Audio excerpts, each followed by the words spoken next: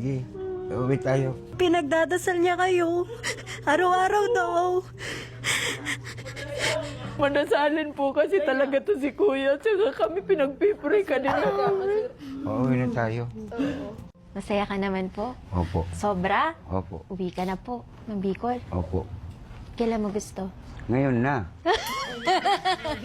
Ayusin ko na po yung pauwi nyo. Pero ganito po ang mangyayari kung okay lang po sa'yo, ha? Kasi syempre po, 5 taon po kayo. Walang tirahan.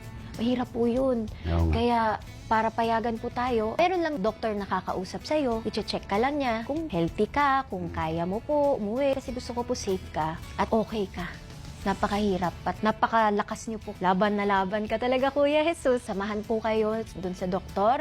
Tapos po ayusin ko na para mamaya uwi ka na sa Bicol. Pag uwi niyo, hindi po ako titigil sa'yo, Kuya Jesus. Sister.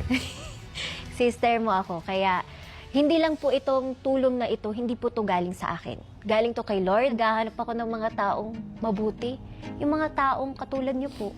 Pero po, hindi naman po ako lumapit sa'yo. Ikaw ang lumapit po sa akin. Parang hindi ka binibigyan ng pagkain eh. Oh, narinig niyo po. Narinig ko. Tas nagbilang ka.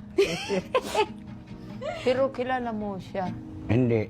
Hindi po niya ako kilala. Lahat po ng camera tago. Wala po kayo makikitang camera. Kaya po talagang Kaya pala. napakabait po Kaya talaga. hindi ko alam eh. Sabi mo, ang Diyos natin, maraming camera, di ba? Oo. Tumingin ka. May mga camera yan doon. Ang sabi po sa akin ni Kuya Jesus, ayaw niya natutulog mag-isa. Siyempre, puno ng kahoy yun. Baka mamaya may multo. Ah!